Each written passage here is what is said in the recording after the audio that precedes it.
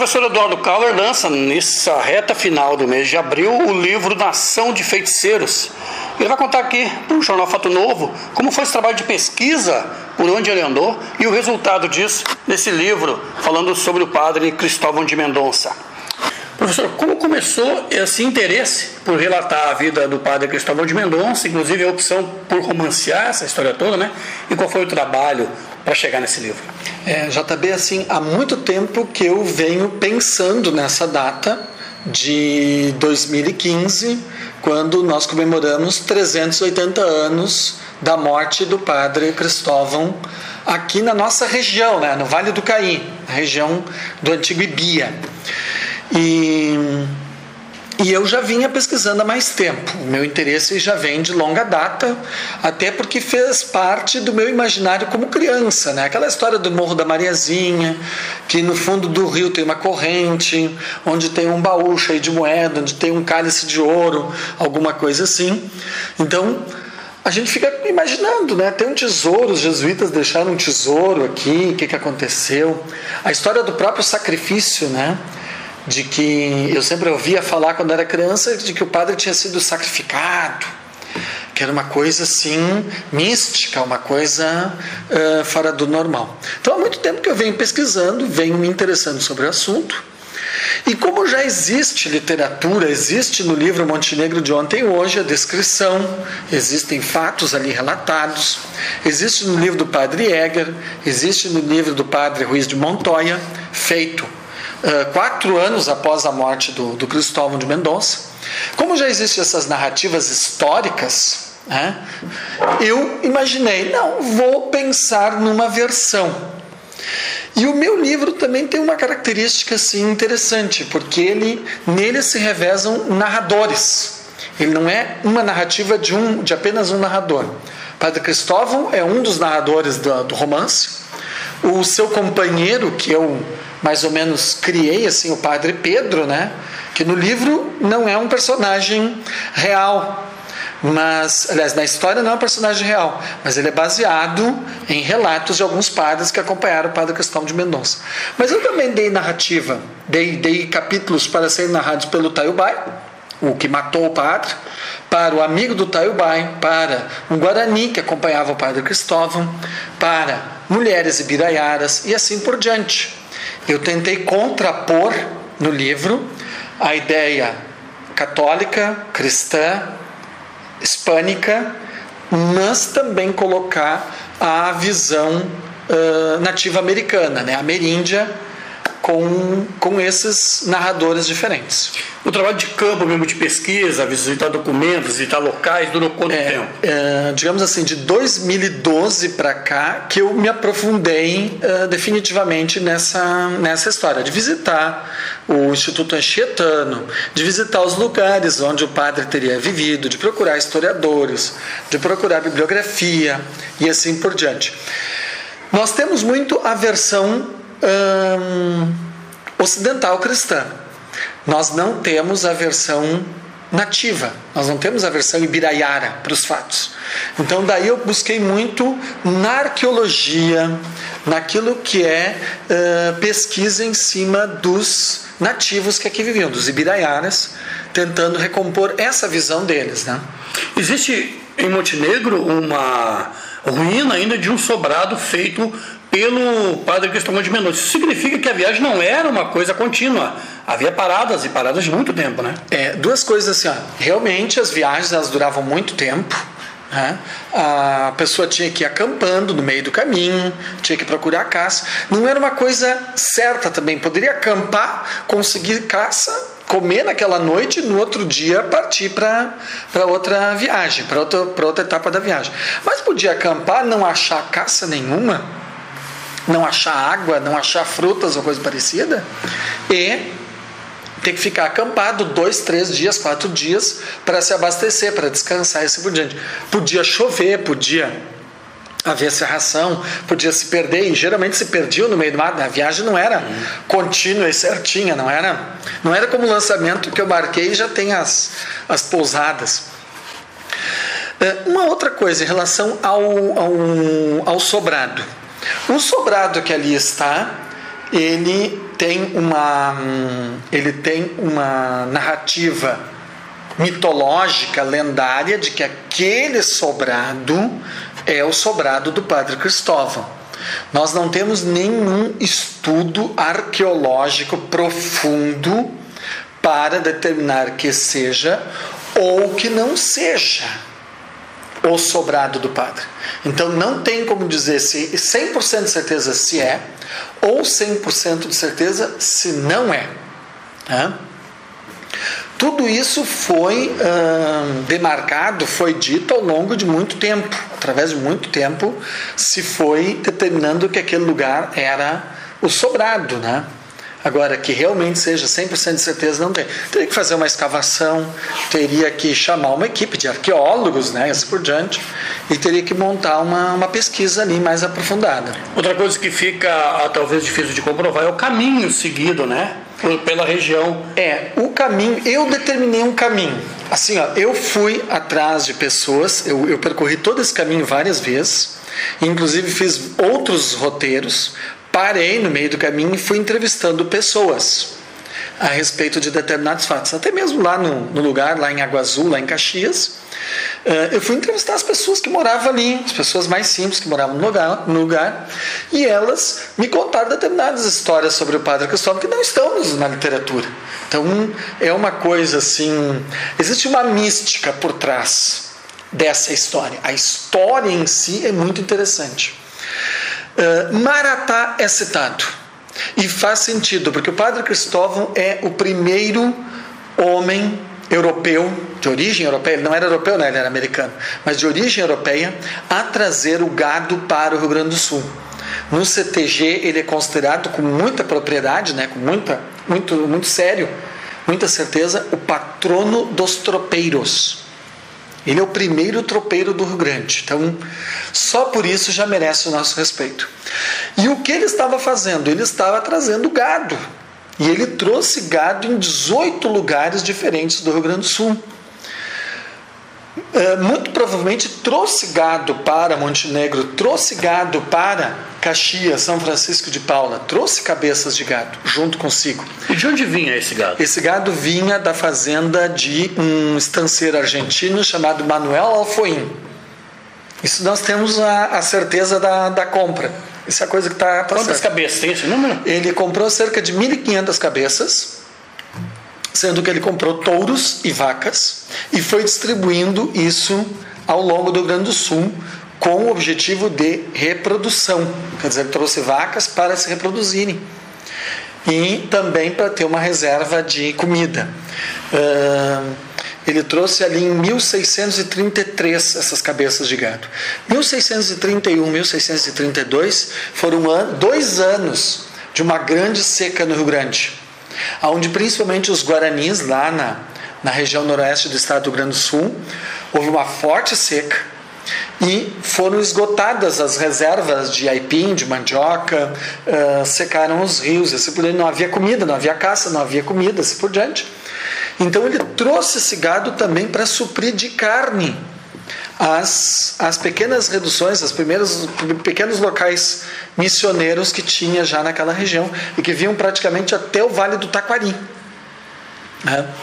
Um sobrado, quando ele constrói o sobrado e traz esse gado para cá, muito provavelmente ele está criando uma estância para criar gado, ele está ocupando o espaço e está criando a estância. Mas ele quer atravessar com o gado. Então assim, qual é o caminho lógico? Por Maratá, porque ele sobe por trás das cascatas, pega o arroio Maratá mais raso e consegue passar com o gado. O arroio Tupandi, ali na altura, depois de Harmonia, que ali também é mais raso. E lá em Bom Princípio, onde posteriormente, no século XIX, vai ser estabelecido o Passo do Selbar, que é um lugar também onde o rio é mais raso. Então ele cruza por esses lugares, ele vai costeando o rio e vai subindo em direção à serra, sobe a serra toda, nos locais onde é menos íngreme, E então, quando ele chega em cima da serra, ele consegue vislumbrar, ele tem uma ideia, ele já está a 150 quilômetros de Montenegro, ele tem uma ideia daí de distância, né? Porque ele está caminhando no meio do mato, ele não sabe que distância. Agora, se ele seguiu exatamente esses passos, ou se ele ficou um mês indo numa direção e noutra, isso a gente não pode precisar, né? Ele estava indo em direção ao mar, né? Ele estava indo em direção ao mar porque anos antes os jesuítas já tinham tentado estabelecer a conexão entre Assunção, no Paraguai, e o Oceano Atlântico através do Paraná. Na época era uma região chamada Guairá. E eles estavam mais ou menos na metade do caminho, só que eles estabeleciam reduções, né? Eles iam catequizando os índios e formando aldeamentos, porque com isso o gado, a prata, o couro, as mercadorias poderiam cruzar e teriam lugares para abastecer as tropas, para descansar, para poder fazer comércio e com isso chegar até o mar. Se a ordem jesuítica tivesse conseguido fazer isso, ela realmente, na América, ela se tornaria uma grande potência, né? Fugiria ao controle do rei da Espanha. Embora a ordem jesuítica que estava trabalhando aqui no Rio Grande do Sul, na América, Assunção e assim por diante, ela respondia diretamente ao rei da Espanha, né? O salário dos padres era pago pelo rei da Espanha, mas ao mesmo tempo havia um interesse de, digamos assim, talvez responder diretamente. A gente não sabe o que teria acontecido, é um exercício de ficção. Até o momento da morte do padre, ele era funcionário do rei da Espanha, mas se ele tivesse conseguido chegar até o mar, talvez ele pudesse quebrar a cadeia de comando e responder mais diretamente, né? Não depender tanto das ordens de vice-reis, de governantes provinciais e assim por diante. Levando em conta todo o caminho percorrido até que ele morreu perto do mar, né? Morreu perto, relativamente perto, né? Isso é outra coisa que chama a atenção do padre Cristóvão. Ele não é um padre de escrever muito, ele não é um padre que ficou fazendo um trabalho num lugar ou no outro, mas ele circulou muito, ele caminhou muitos quilômetros ao longo da vida dele, marchas incríveis de 2, 3, 4 mil quilômetros, né? Levando sozinho ou levando populações inteiras, que nem a fuga do Guairá, né? Quando eles não conseguiram no Paraná, tiveram que retirar a população. E isso foi uma retirada de milhares de homens, mulheres, crianças, idosos, sob ataque dos bandeirantes. Então, isso tudo salta aos olhos nesse caminho. E ele aqui tentando também chegar até o mar, já distante de Assunção, já distante das reduções de Caibaté e tudo mais, né? Então, ele já está muito longe. Ele já está sem um apoio, né, mais forte. E como ocorre a morte do padre Cristóvão de Mendonça, inclusive no local onde hoje ele é homenageado, né? Agora dia 26 de abril de 2015, nós vamos ter a festa lá em Água Azul. É uma pequena comunidade, bem pequena, bem interior assim, e ela pertence à paróquia de Santa Lúcia do Piauí, que é interior de Caxias do Sul. E lá nesse lugar, já anos atrás, houve, quando o padre comemorou 450 anos da morte, quando a população comemorou os 450 anos da morte, houve muitas homenagens assim por diante. Existe um pequeno monumento que está na contracapa do livro, né, onde eu tirei uma foto na frente, e tem um lugar marcado, né, a fonte que teria se transformado. Ele teria sofrido, ele teria morrido entre o dia 25 para o dia 26. Ele foi martirizado, segundo o relato do padre Ruiz de Montoya. Não estava lá para ver, né? Mas, segundo esse relato, ele foi martirizado do dia 25 para o dia 26. Apanhou muito, foi muito machucado, né? Foi muito agredido. E acabou morrendo no dia 26 de abril. No momento da sua morte, no momento que deram o golpe final de tacape para matá-lo, e quando ele já estava sem vida, atiraram o corpo numa nascente. E essa nascente, pelo que consta na história, ela é de água barrenta, e milagrosamente a água ficou azul. A água ficou azul, então daí o nome do lugar, Água Azul.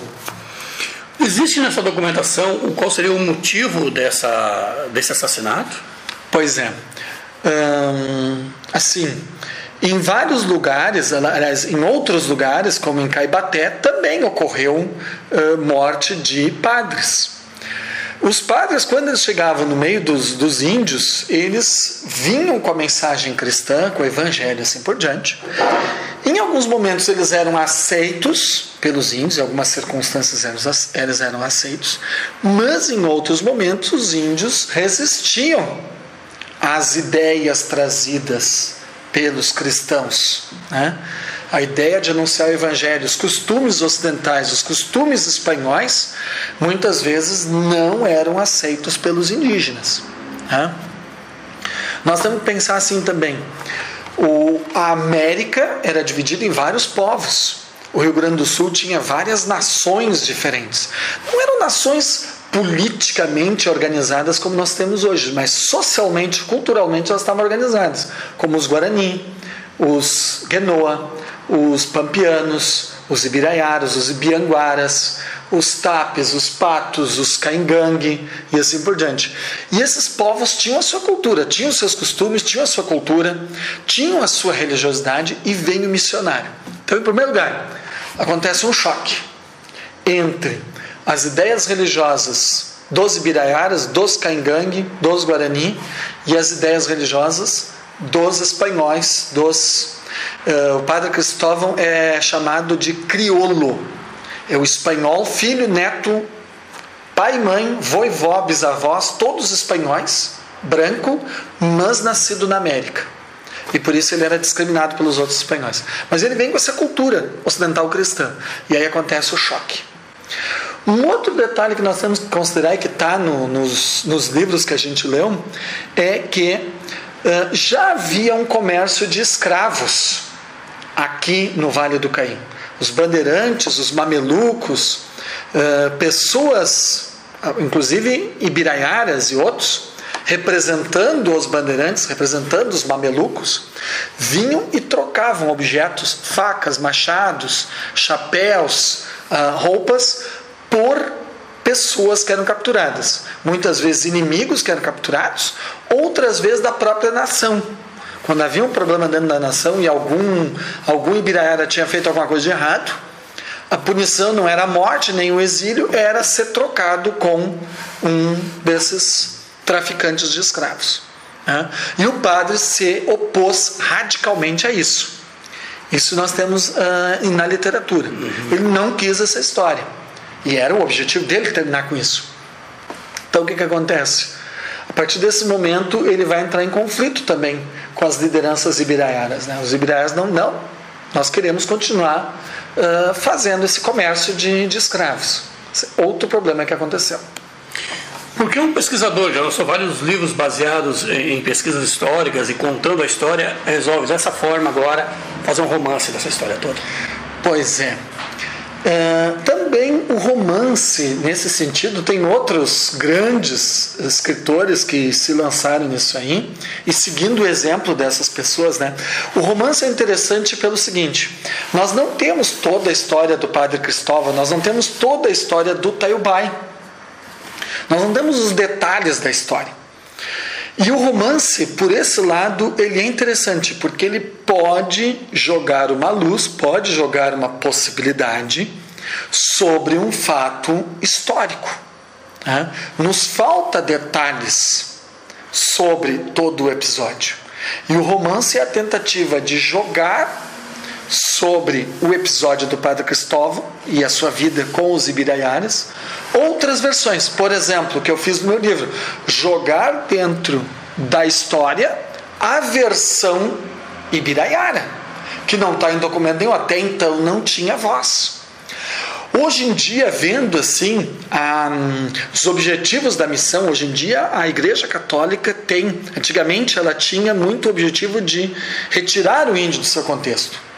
Hoje em dia a gente nota claramente nas atitudes da Igreja Católica a ideia de que o índio não precisa deixar de ser índio para receber a missão. Ele não precisa sofrer a aculturação, né? Mas Isso é uma visão atual. Então, a gente tem que tentar também. É uma ideia dentro da perspectiva da Igreja Católica. Uma missão mais contextualizada, que respeita o outro e que não vem impor. De uma certa maneira, eu estou fazendo parte desse período histórico, né? Eu também sou resultado do século XXI de um novo contexto das igrejas cristãs, né? Quem quiser adquirir o livro, como é que faz? Bem, em primeiro lugar, o lançamento que estão programados, né? Nós vamos fazer justamente esse lançamento no Sobrado, que é o lugar onde o padre viveu. Por que fazer o lançamento lá, né? Justamente para valorizar aquela ruína. Tem outras pessoas que no passado, que nem o tradicionalista, escritor montenegrino Flávio Patrício de Vargas, há 40 anos atrás ele já trabalhou por essa história. Então, em respeito a essas pessoas que trabalharam, outros tantos pesquisadores, né, que trabalharam por aquele lugar, eu acho que aquele lugar tem que ser o primeiro, já que o padre escolheu para morar lá, eu não vou desrespeitar, quem sou eu para desrespeitar, né? Depois, em Maratá, que é onde ele passou, Bom Princípio, onde provavelmente ele tenha passado, Farroupilha, Caxias, lugares onde ele provavelmente passou, e depois na festa lá em Água Azul, que é o lugar onde ele acabou falecendo, né? Então, nesses lugares nós vamos fazer o lançamento. Posteriormente nós vamos agendar em Montenegro, com toda certeza, é nosso interesse fazer um lançamento aqui em Montenegro, né? Quem quiser reservar um exemplar pode entrar em contato. Exatamente, pelo telefone 51 98 55 82 32. Muito bem, então, o historiador, o professor Eduardo Kauer, falando do seu livro sobre o padre Cristóvão de Mendonça, Nação de Feiticeiros, sendo lançado aí em várias regiões do estado, em breve também disponível para todos os leitores.